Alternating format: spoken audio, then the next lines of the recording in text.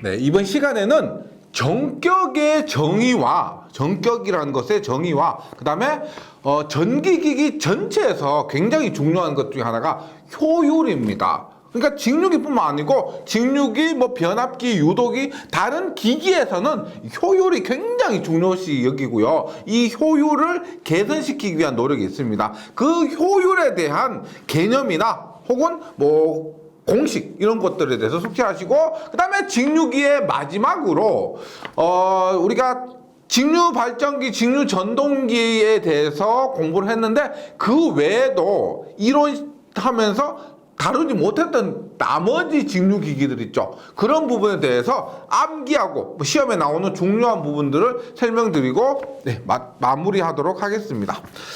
먼저 전격인데요. 전격은 많이 들어보셨을 겁니다. 전격이라고 하면 일단 한마디로 하면 가장 좋은 상태라고 보시면 돼요.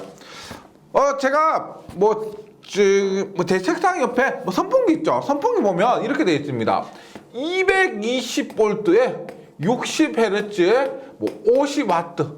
선풍기에 이런 식으로 선풍기 날개 뒤에 보면 이런 식으로 해서 붙어 있어요. 이게 뭐냐?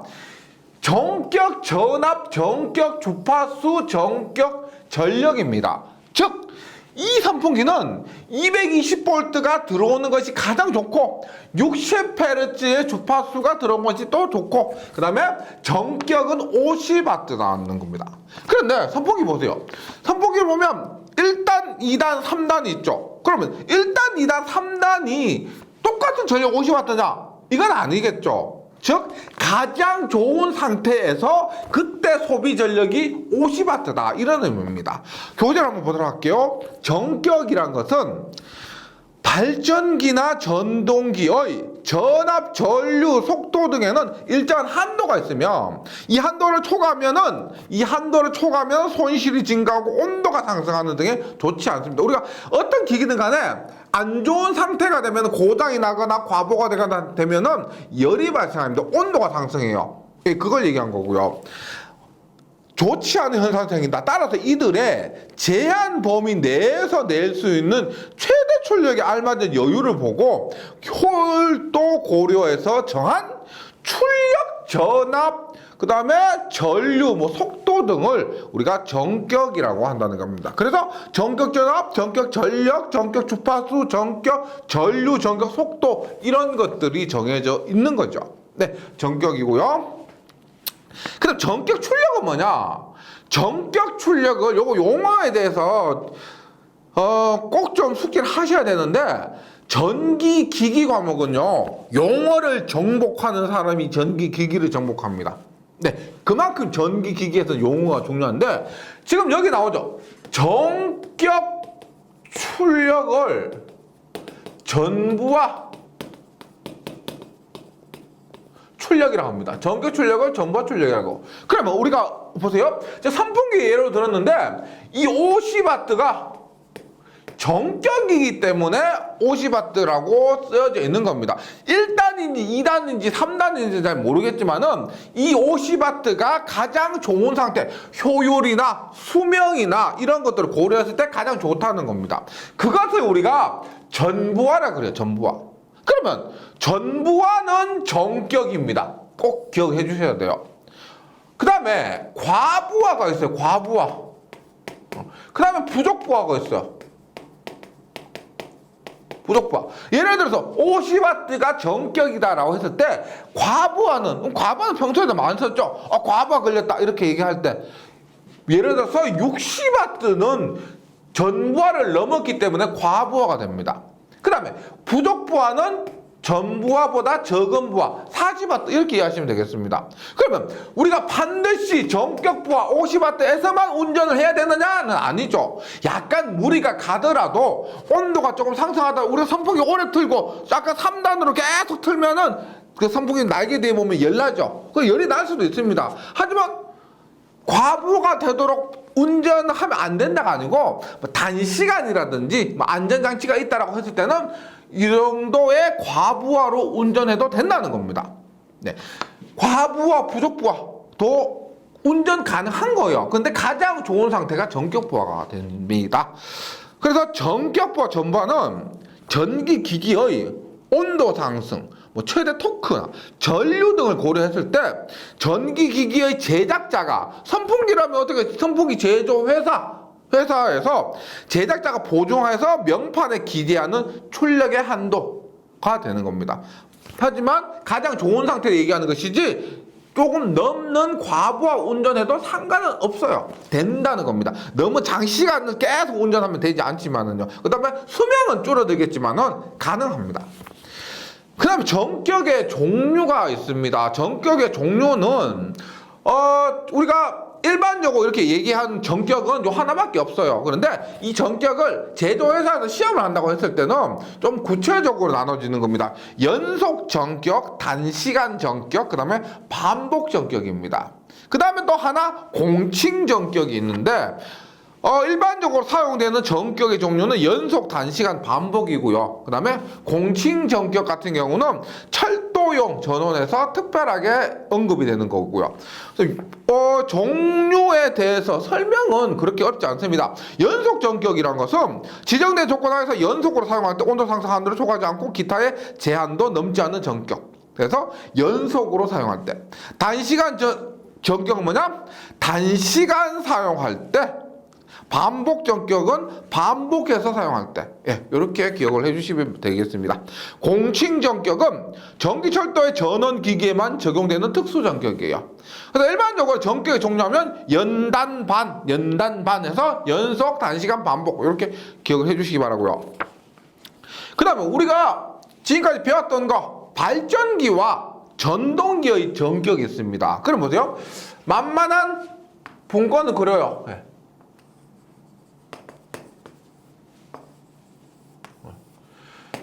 이렇게 했을 때 우리가 전격 출력, 직류기에서의 전격 출력, 직류 발전기에서의 전격 출력과 직류 전동기에서의 전격 출력이 있는데 보세요.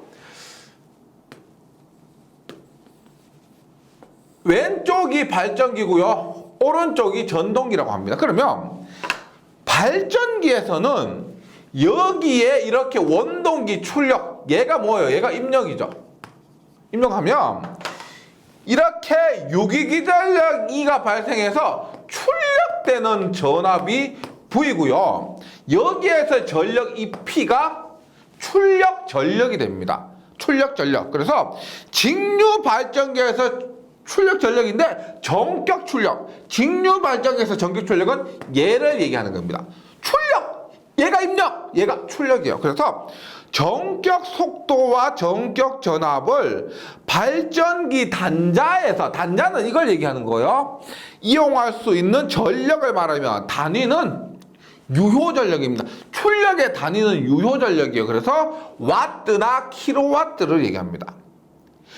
그러면 전동기에서는 보세요. 전동기에서는 어디에서 입력을 줍니까?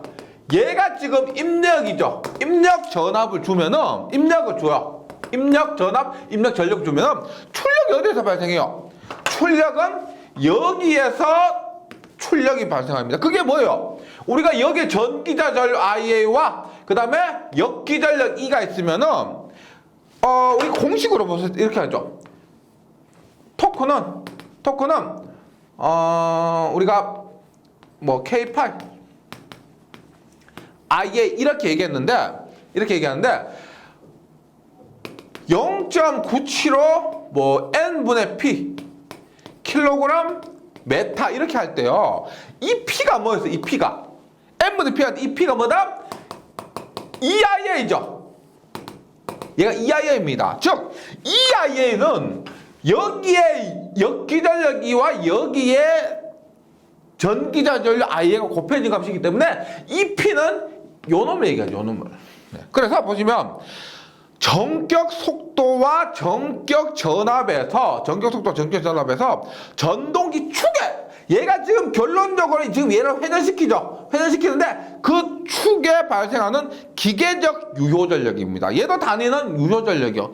그래서 와트나 킬로와트를 얘기합니다. 그리고 약속이기 때문에 이런 부분들은 숙지를 해 주시기 바라겠습니다.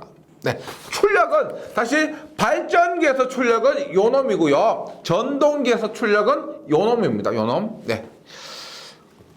그 다음 페이지 보시면 직류기의 효율입니다. 효율. 직류기의 효율이요. 근데 이 효율이란 말은 전기기기 공부하지 않으시고 전기를 공부하지 않으셨다 하더라도 효율에 대해서 많이 들어보셨을 겁니다. 우리가 효율을 그리스 문자 이타로 표현합니다. 보통 효율은 뭐냐? 효율 뭐예요?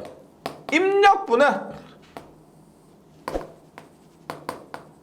출력이 효율인데 퍼센트로 나타낸다면 곱하기 100% 이것이 효율의 정의가 됩니다.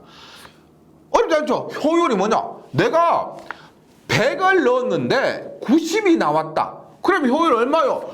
입력 100에 출력 90이니까 효율은 0.9 곱하기 100 하니까 90%라는 겁니다.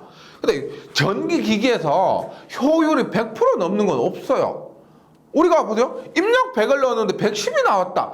전력이 고려했을 때, 전력만으로 따졌을 때 100W 넣었는데 110W 나왔다. 이런 경우는 없습니다. 그래서 효율이라고 하면은 무조건 100%보다 적은 값이죠. 그럼 여기에서 한번 볼게요. 자, 그래프를 그리면 이렇게 보시면 돼요.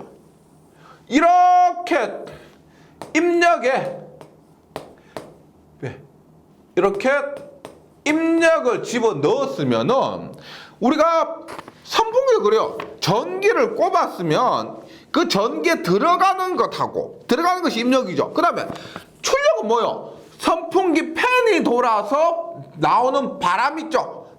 선풍기 팬이 돌아서 나오는 바람. 그래서 그 팬이 도는 그 전력이 출력이 되는 겁니다. 그럼 그 사이에 선풍기 내부에서 뭔가 열이 발생하고 그런 것을 손실이라고 하는 겁니다. 맞죠? 손실을 고려하기 때문에 입력을 이렇게 넣었다고 했을 때 보세요. 이렇게 출력이 나옵니다. 출력이 나와요. 그럼 나머지 얘가 뭐냐는 거죠. 나머지 얘는 뭐다? 전부 묶어서 뭉태기로 해서 손실이다. 이렇게 얘기를 하게 됩니다. 손실. 그러면 보세요. 우리가 효율을 구할 때 입력분의 출력이라고 하는데 이런 식으로 구하는 효율을 뭐라고 하냐면은 실측 효율이라고 합니다. 실측 효율. 잘 보세요. 효율을 구하는 방법이 두 가지가 있는데 실측 효율. 실제로 측정을 한다는 겁니다. 실제로 측정을 한다는 거예요. 그럼 보세요. 입력과 출력을 입력도 측정하고 출력도 측정하고 이렇게 해서 효율을 구하는 겁니다. 근데 얘는 어렵습니다. 왜냐면 제가 앞에서 말씀드렸지만 이 부분 한번 다 보세요. 우리가 구하기 쉬운 건 뭐냐면 단자 부분의 전압과 단자 부분에 흐르는 전류를 구하기가 쉽죠. 그런데 이 부분에 원동기 부분에 들어가는 전력이나 그 다음에 전동기에서 축 부분에서 회전하는 전력 같은 경우는 구하기가 어렵습니다. 그래서 보세요. 발전기에서는 이 부분이 뭐예요? 발전기에서는 이 단자 부분이 출력이죠. 예. 발전기에서는요. 그 다음에 전동기에서는 이 단자 부분이 뭐예요? 전동기 이 부분이 뭐예요? 입력이죠. 입력. 예. 전동기에서는 그래서 이 부분은 발전기에서 입력과 전동기에서 출력은 구하기가 어렵습니다. 따라서 발전기에서의 출력, 전동기에서 입력 부분만 구하기가 수월하다는 거죠. 못 구하는 것이 아니고 수월하다는 겁니다. 그래서 다시 오면 이렇게 봅니다. 방금 말씀드렸지만 입력과 출력을 모두 구해서 효율을 계산하는 이 실측 효율은 이론적인 효율이지 실제 적용하는 것은 잘 아니에요. 그럼 어떻게? 효율을 보세요. 입력분의 출력인데 이것을 보세요. 입력은 우리가 어떻게 계산할 수가 있어요? 출력 플러스 손실이죠. 출력 플러스 손실. 그 다음에 출력 곱하기 100% 이렇게. 그 다음에 출력을 어떻게 해요? 입력 그대로 두고 출력은 어떻게? 출력은 입력 마이너스 손실이죠. 곱하기 100%입니다. 이런 식으로 보세요. 효율 구하는데 지금 이렇게 구하는 경우는 출력만 구하면 됩니다. 출력만 구하면 되고요. 그 다음에 이렇게 구하면은 입력만 구하면 돼요. 입력, 출력 다 구할 필요 없이. 없이. 그러면 출력을 구하기 쉬운 얘가 뭐예요? 발전기의 효율 구하는 공식이고, 얘는 뭐냐면 전동기의 효율을 구하는 공식입니다. 이걸 뭐라고 한다? 약속했다. 우리가 발전기의 효율 이렇게 구하고 전동기의 효율 이렇게 구하자. 약속했다. 이것을 뭐라고 하냐면 규약, 약속했다. 규약 효율이다. 이렇게 얘기를 하는 거죠. 그 다음에 우리가 이렇게 구하는 것은 발전기뿐만 아니고 3단에 가면 변압기 있죠. 변압기도 이렇게 구합니다. 그러면 보세요. 직류발전기, 동기발전기, 변압기는 이런 식의 규약 효율을 구하고요. 그 다음에 전동기, 직류전동기나 뭐 유도전동기 같은 경우는 이런 식으로 효율을 구하게 된다는 겁니다. 실축 효율과 규약 효율 모두 정리를 해주시고요. 지금 제가 앞에서 말씀드렸던데 발전기에서의 단자, 전동기에서의 그 단자 부분을 생각해 주시면 돼요. 그러면 여기에서 효율 구하기가 효율이 중요하다고 했는데 엄청 중요한 겁니다. 뭐 다른 기기에서도 계속 효율이 나와요. 직육에서 제가 대표적으로 이렇게 정의를 했는데 이 공식만으로 했을 때 구할 수 있는 게 아니죠. 이제 뭘 해야 되느냐? 중요한 게 뭐다? 손실입니다. 손실. 이렇게 출력 입력을 구하지 않는 대신에 출력과 손실로 계산을 하고요. 여기에서는 출력을 계산하지 않는 대신에 손실을 계산을 해야 된다는 겁니다. 그래서 여기에서 손실을 한번 보도록 할게요. 손실. 중요한 거요. 근데 제가 말씀드리지만은 이 공식은 직류기에서 한정된 게 아니고요. 직류기에서만 쓰고 갖다 버리는 게 아니고 다른 기기 뭐 2장, 3장, 4장에서도 적용되는 공식이고 개념입니다. 그래서 여기에서 확실해 주시면 뒷부분에서 할 때 한결 수월할 거예요. 봅니다. 우리가 손실을 할 때는 정리를 한번 할게요. 고정선이 있습니다. 고정선. 무조건 외우지 마시고 고정선 뭘까요? 야, 고정되어 있는 손실. 손은 손발할 때 손이 아니겠죠. 손은 손실을 얘기하는 겁니다. 손실. 고정되어 있는 손실, 즉 변하지 않는 손실. 그 다음에 가변손입니다. 가변손. 뭐요? 변하는 손실이 있습니다. 그럼 고정선을 대표적으로 우리가 무부하선이라 하고요. 무부하선이고 얘를 부하선이라 합니다. 한꺼번에 설명드릴게요. 무부하선에는 철선과 기계선이 있고, 부하선에는 동선과 표유부하선이 있습니다. 정리하고 나서 지금 한 필기를 이렇게 해주시고요. 정리하고 나서 한꺼번에 설명드릴게요. 철선에는 우리가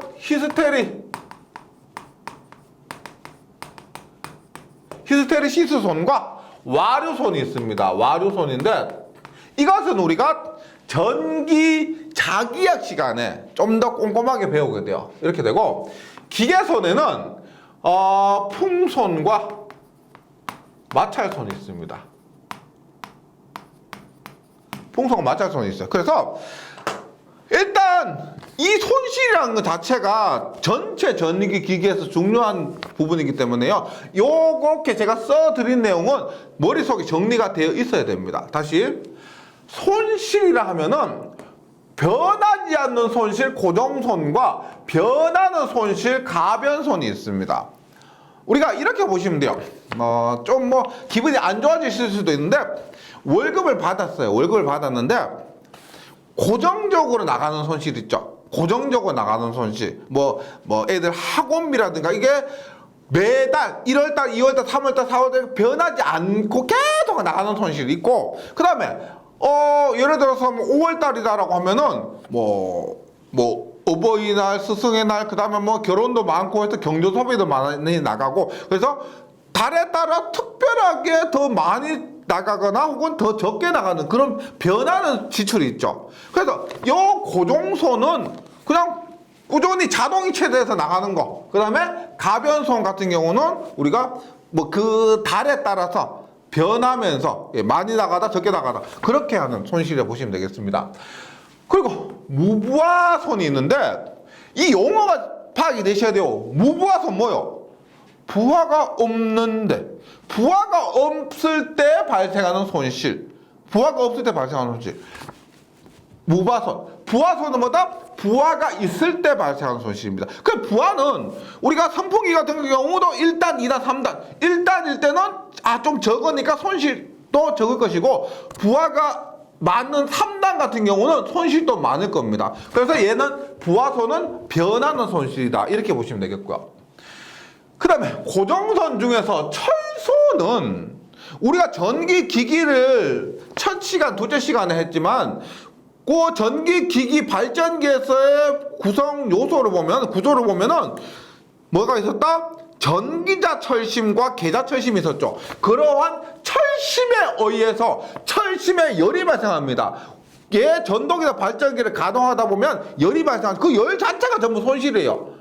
우리가 전동이나 발전기나 회전시키는 게 목적인데 뜬금없이 열이 발생하는 겁니다. 그건 전부 손실이에요. 철에서 발생하는 손실을 철손이라고 하고, 그 철손에는 히스테레시스 현상에 의해서 발생하는 히스테레시스손과 와전류, 맴돌이 전류에 의해서 발생하는 와류손이 있습니다. 이 두 개는 전기 자기약에서 좀 더 깊이 다루기 때문에 그 부분을 좀 참고해 주시고요. 그 다음에 기계손이에요. 기계손. 예를 들어서 전동기에서 우리가 모터 축에 부하를 연결해서 회전시키면은 부하가 있는 거죠. 그런데 축에다 아무것도 연결하지 않고 모터를 회전시켜요. 축에다 아무것도 연결시키지 않고. 근데 그게 아무것도 연결시키지 않으면은 무부하죠. 그 다음에 조금 연결시켰다? 경부하. 무거운 걸 연결시켰다 그러면 중부하가 되는 겁니다. 그렇게 했을 때 기계선도 보세요. 무부하라 하더라도 얘가 회전을 하죠. 회전. 아무것도 연결시키지 않은 것은 무부하라고 했는데 무부하 시에도 회전을 합니다. 그러면 베어링에 의한 마찰선, 부하 연결하지 않아도 베어링에 의한 마찰선과 그 다음에 중력에 의한 풍선, 바람 풍자예요. 그 중력이 회전을 방해하는 그러한 손실은 이렇게 풍선과 마찰선이라고 합니다. 마찰선은 베어링의 마찰선 이렇게 보시면 되겠고요. 그 다음에 가변선, 부하선은 뭐냐면 동선. 우리가 전기자 철심에는 전기자 권선이 감겨 있습니다. 그러면 전기자 권선을 우리가 RA라 하고요. 전기자 전류를 IA라고 하면은 저항에 전류가 흐르니까 전력은 I제곱 R만큼의 이게 뭐예요? 권선에서 열로 발생해버리는 손실입니다. 손실이에요. 그래서 이것을 우리가 뭐다? 구리요. 구리의 저항이기 때문에 동손이다. 이렇게 얘기를 합니다. 동손. 표유부하선은 예를 들어 전체 전력이 100인데 전체 손실이 100인데 P로스가 100인데 얘 다 다니까 97이더라. 그러면 정체를 알 수 없는 나머지 3이 뭐냐? 그걸 이 표유부하선이다라고 보시면 되겠습니다. 이렇게 이해하시면 되겠고요. 그래서 요 대략적인 개념을 제가 설명드렸고 교재로 가서 다시 한번 보도록 할게요. 네.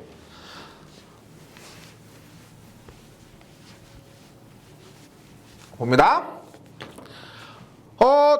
총 손실은 무부하손, 고정손 플러스 부하손, 가변손이라고 했습니다. 부하손, 가변손이요. 네, 이거 말씀드렸죠? 무부하손은 고정되어 있는 손실입니다. 무조건 자동이체로 빠져나가는 거. 예, 그 다음에 부하손은 많이 연결하면은 부하에 따라 변하는 손실이에요. 그래서 가변손입니다. 많이 연결하면 손실이 크고 적게 연결하면 손실이 적어요. 부하에 따라서 변하는 손실이 이렇게 부하손, 가변손이 됩니다. 그럼 먼저 고정손, 무부하손은 부하에 관계없이 항상 일정한 손실이고요. 이것은 철손과 기계손으로 이루어져 있습니다. 설명드렸죠? 철손과 기계손으로 이루어져 있고 부하에 관계없이 항상 일정한 손실이에요. 네. 그 다음에 철손은 우리가 철이 뭐예요? 철이 영어로 아이언이죠. 아이언. 그래서 PI라고 합니다. PI. 자 보세요. 철손은 뭐냐? 전기자 철심. 우리가 더 큰 것이 영향이 더 큰 것이 전기자 철심이에요. 전기자 철심 안에서 자와 방향이 변하기 때문에 철심부에 생기는 손실이고 이 손실이 전기자 철심에 열을 발생시킵니다. 전압과 속도가 일정하면 거의 변하지 않아요. 철선은요. 부하가 많이 연결했다, 적게 연결했다, 연결하지 않았다 이런 거 상관없어. 무조건 돌아갔다고 하면 전압만 연결하기만 무조건 발생한 손실이에요. 그래서 우리가 손실 이렇게 보시면 돼요. 손실은 무부하손 플러스 부하손이죠. 그럼 전체 손실은 이렇게 보시면 돼요.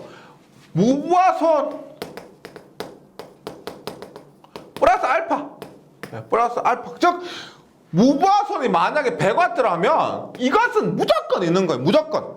무조건 있는 겁니다. 여기에다가 부하에 따라서 변하는 손실 알파를 더해주는 것이 전체 손실이 되는 거죠. 거의 변하지 않는다 했고, 그 다음에 철손은, 무부하손은 철선과 기계손이 있는데, 다시 철손은 히스테리시스손은 pH라 그래요. pH. 히스테리에서 H라고 합니다. 얘는 KFB에 1.6에서 2.0승에 비례해요. 예. 당연히 손실이니까 단위는 와트가 됩니다. K는 상수고요. F는 주파수입니다. B는 자속 밀도예요. 자속 밀도 종류에 따라서 1.6승을 대입할 때가 있고 2.0승을 대입할 때가 있습니다. 예. 그 다음에 맴돌이 전류소는 맴돌이 전류를 우리가 에지 커런트라 그래요. 맴돌이 전류에서 그래서 EPE라고 하는데 얘는 TFB 전체의 자승입니다. 따라서 두께의 제곱, 주파수의 제곱, 자속 밀도의 제곱에 비례하는 손실이에요. 예, 이것이 맴돌이 전류선 혹은 와류손이라 하는데 이 공식 정도는 당연히 변압기에서 이 효율에 대해서 더 많이 나옵니다. 그때 다시 언급할 거예요. 언급하겠지만은 직류기에서 정리해서 외워서 가면은 훨씬 더 편하겠죠. 예, 요렇게 철선을 정리해 주시고, 기계선은, 기계가 영어로 뭐예요? 기계는 머신입니다. 머신의 M이에요. 그래서 기계선은 PM이라 하고요. 마찰손과 풍손이 있습니다. 마찰손은 베어링의 마찰손.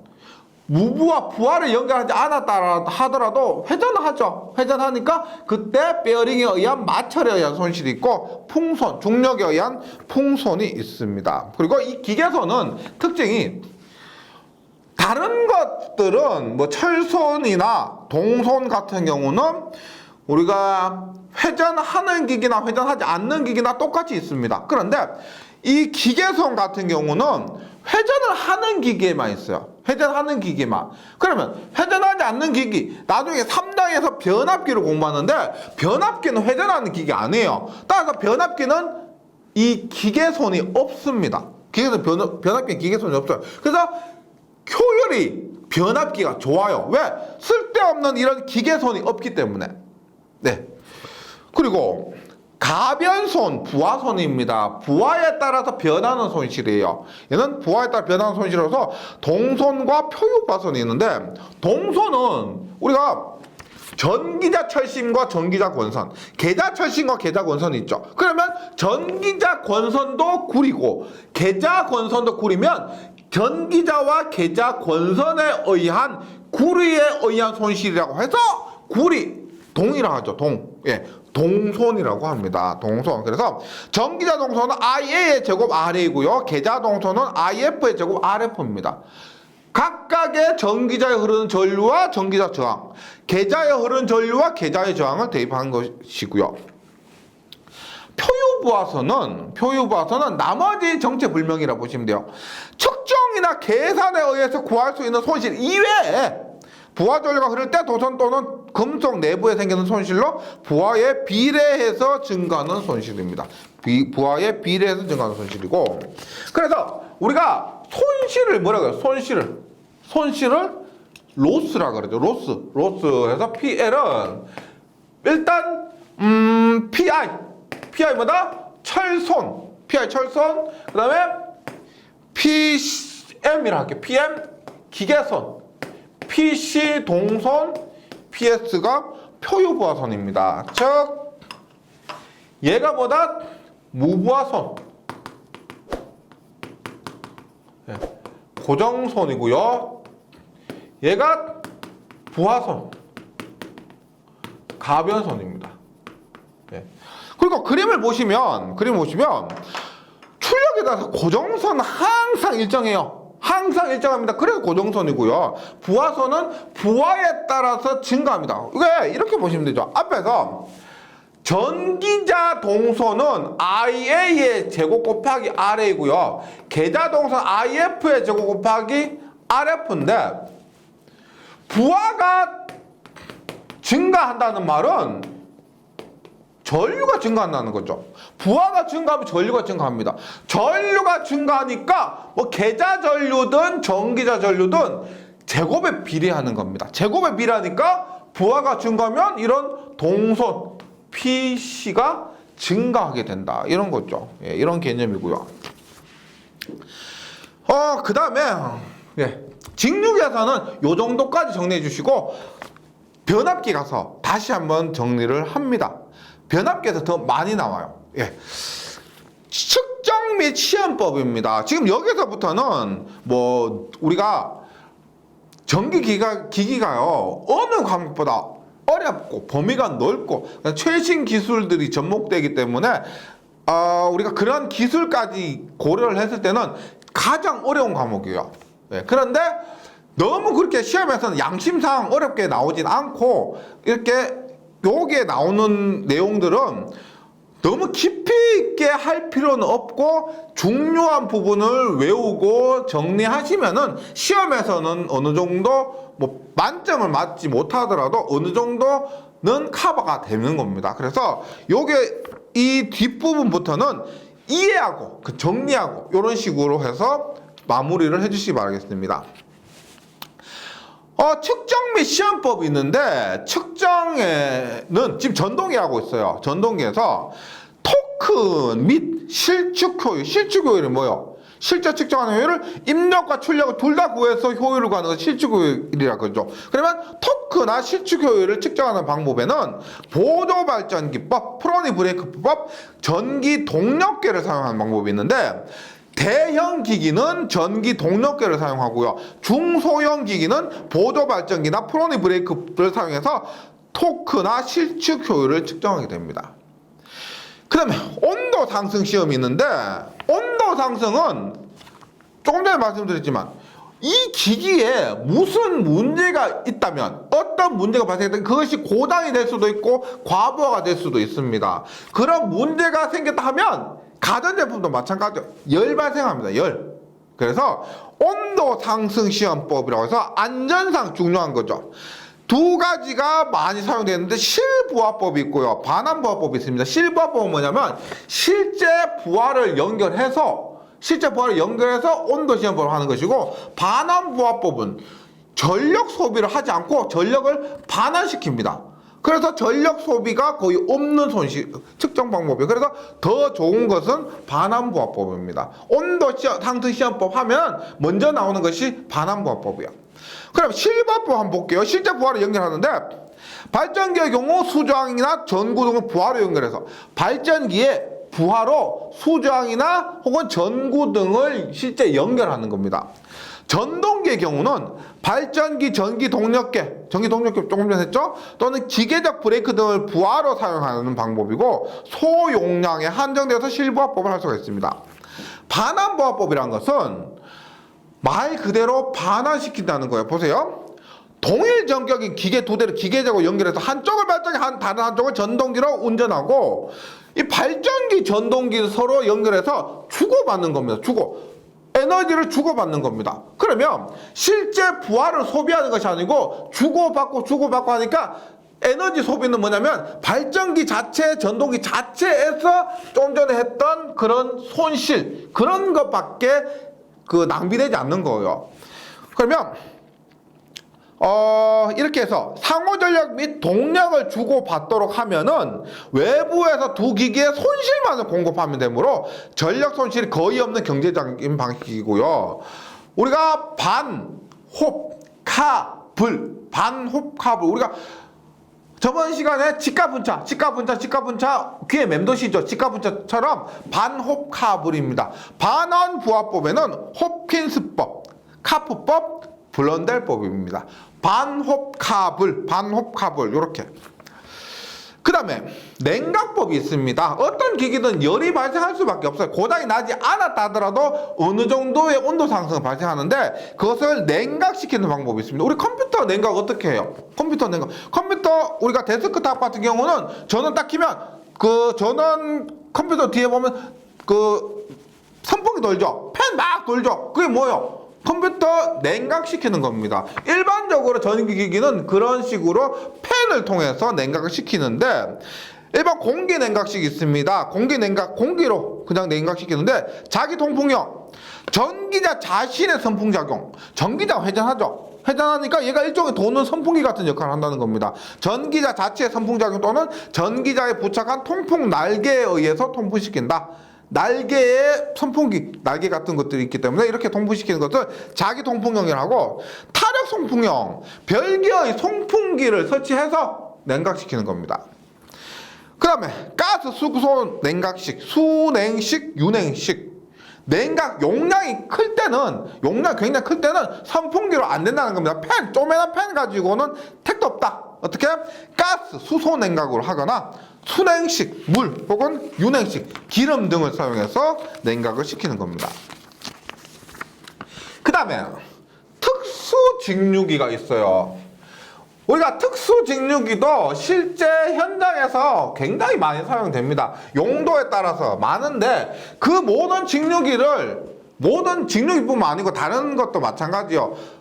다 공부하기에는 너무 범위가 많습니다. 보통 대학교에서 전기기기 같은 거 하면은요, 짧게 하면 2학기 정도 공부를 하고요, 3학기, 4학기 정도 공부하는 데도 있어요. 예, 전력전자 이런 것까지 해서. 그러면 그만큼 원래 전기기기가 전기과 혹은 전기 전체에서 중요한데 우리가 시험을 위한 것이기 때문에 욕심 따라 그렇게 모든 걸 공부할 수는 없습니다. 그리고 중요 빈도가 좀 낮은 것들은 중요한 부분 위주로 정리하고 넘어가 주시기 바라겠습니다. 먼저 나온 것이 전기동력계인데, 전기동력계 조금 전에 했죠. 전기동력계보다 토크 및 실축효율 측정하는 방법이에요. 토크 측정하는 방법인데 대형기기에서. 그래서 전기동력계는 회전기, 내연기관, 펌프, 송풍기, 수차 등의 수출력이나 동력 측정을 위한 특수 직류기가 됩니다. 그때 우리가 토크 공식이 뭐예요? 토크. 우리가 킬로그램 메타죠. 토크의 단위가 킬로그램 메타입니다. 여기 축이 있고요. 여기 길이가 L이고 여기 무게가 W 킬로그램이고 이 길이가 L이라고 했을 때 전기 동력계는 토크 측정하는 거예요. 그 공식이 간단합니다. 어떻게? 단위가 킬로그램 메타니까 어떻게? WL 킬로그램 곱하기 L 미터, WL이 토크를 구하는 공식이에요. 그래서 토크는 WL이고 얘를 만약에 뉴턴 미터로 바꾼다 하면 1kg은 9.8 뉴턴이니까요. 어떻게? 9.8 WL 뉴턴 메타 이렇게 되는 거죠. 예. 이렇게 되고요. 그 다음에 전력은 T는 뭐요? 우리가 T는 오메가분의 P니까 앞에서 T는 오메가분의 P니까 P는 오메가 T죠. 오메가 T. 오메가는 뭐예요? 오메가는 2파이 N이죠. 2파이 F인데 초당 회전수 2파이 N이고요. 얼마? WL 2파이 초당 회전수는 60분의 분당 회전수의 WL 이런 식으로 구할 수가 있습니다. 얘가 킬로그램 메타냐면 9.8을 곱해주고요. 예, 9.8을 곱해주고 그래서 전기 동력계에 의해 출력은 2파이 60분의 n 곱하기 9.8W 이런 식으로 해서 예, 공식 정도 정리하고 넘어가 주시기 바랍니다. 그 다음에 단극 발전기는 뭐냐? 단극 발전기 우리가 직류 발전기 같은 경우는 이렇게 하는 거죠. 직류 발전기는 교류가 만들어지는데 그 교류를 정류를 통해서 직류를 만드는 겁니다. 근데 단극 발전기 같은 경우는 구조적으로 처음부터 직류를 만드는 거예요. 보세요. 일정 방향의 기전력을 발생해서 정류자가 필요 없는 구조의 발전기입니다. 왜? 일정 방향의 기전력을 발생해서 처음부터 직류가 만들어진다는 거예요. 그래서 많은 도체를 직렬로 접촉하기 위해서 많은 슬립링이 필요하고요. 구조가 복잡하다는 얘기입니다. 3에서 15V 저전압 대전류 발생입니다. 전압은 낮은 대신에 큰 전류를 발생시켜서 화학공업이나 저항 용접 등에 사용되고 얘는 철선이 없기 때문에 효율적인 면에서 높습니다. 그 다음에 발전동기입니다. 발전동기 이름만 딱 들었어요. 발전동기. 발전기, 전동기. 발전기, 전동기 합해놓은 거. 발전동기. 보세요. 전동 발전기를 우리가 전동기를 M이라 그러죠.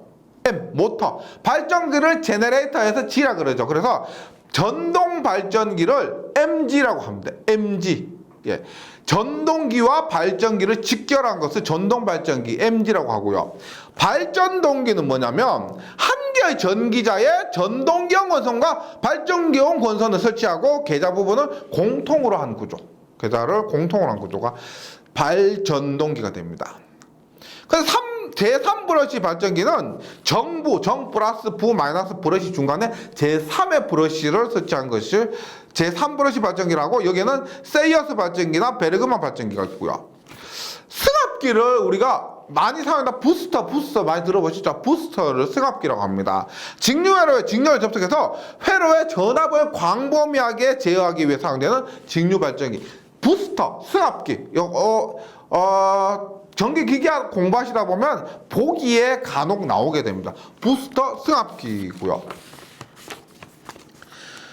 그 다음에 직류 서버 모터와 스태핑 모터 우리가 가장 많이 나오는 기타 기기가 서버 모터나 스태핑 모터가 있습니다. 스태핑 모터나 서버 모터가 기타 기기 중에서는 가장 많이 나오게 돼요. 보세요. 일단 직류 서버 모터입니다. 서버 모터에는 직류 서버 모터가 있고 교류 서버 모터가 있는데 지금 직류 전동이 하죠. 그래서 직류 서버 모터를 합니다. 얘는 직류 서버 모터는 결론적으로 이상적인 전동기, 정말 이상적인 전동기 이렇게 보시면 돼요. 아주 그러니까 문제에서는 장점만 나와요. 단점 나오면 그것이 정답이에요. 그러니까 서버 모터의 특징이 아닌 것은 했는데 단점, 안 좋은 얘기 하잖아요. 그럼 그게 답인 경우가 많습니다. 보세요. 아주 세밀한 속도 및 위치 제어에 많이 사용되며 기동, 정지, 제동과 정역 회전이 연속적으로 이루어지는 제어에 적합하도록 설계되어 있고요. 그 다음에 가변 전압에 의해서 속도 토크 제어가 또 용이합니다. 제어가 용이해요. 이거 전압을 가지고 속도 토크를 제어하게 되고요. 그 다음에 직류 서버 모터에는 세 가지 영역이 있습니다. 연속 전격 영역. 우리 앞에서 이번 시간 처음에 전격할 때 연속 전격, 반복 전격 했었죠. 그래서 연속 전격 영역과 반복 전격 영역과 가속 감속 영역이 있습니다. 가속 감속 영역 이 세 가지 영역이 직류 서버 모터에서 사용되는 거고요.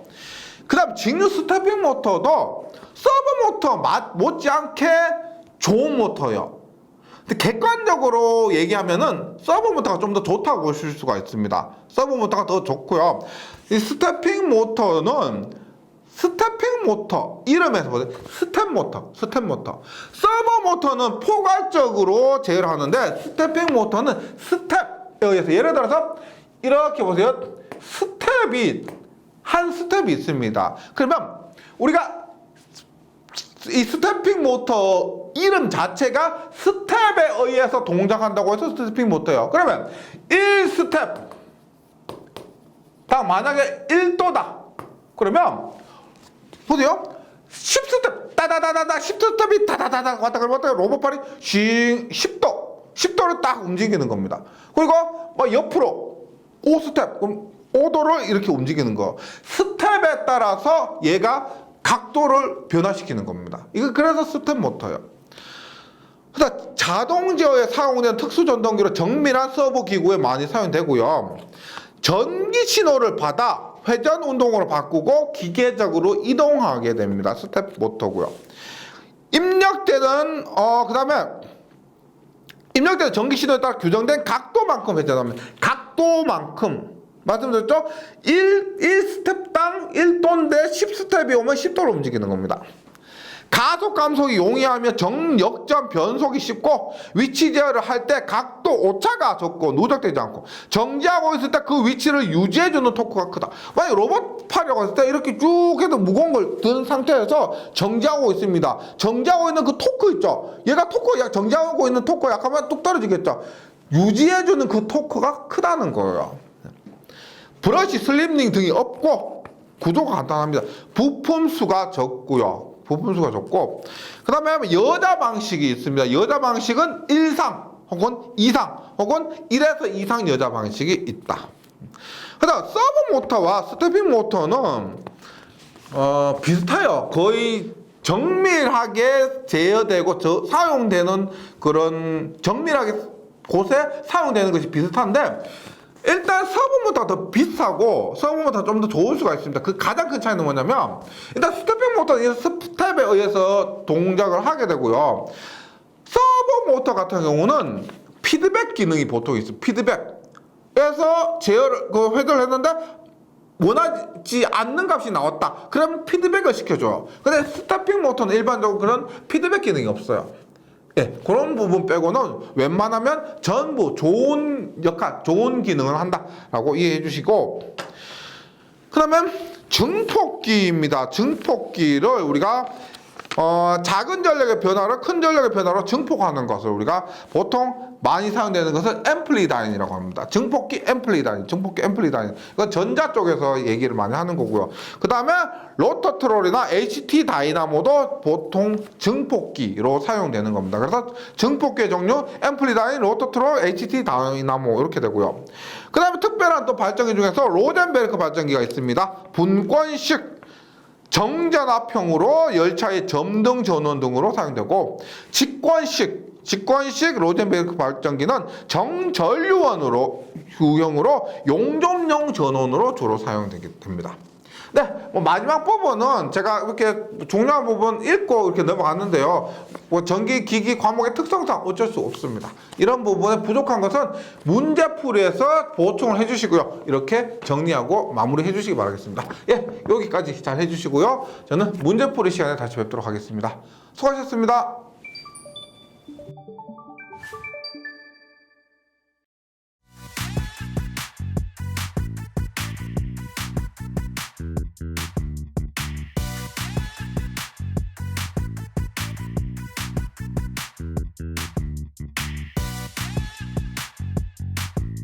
전기 소방 자격증 전문 교육으로 합격을 번개 배송. 딱딱 따산 에듀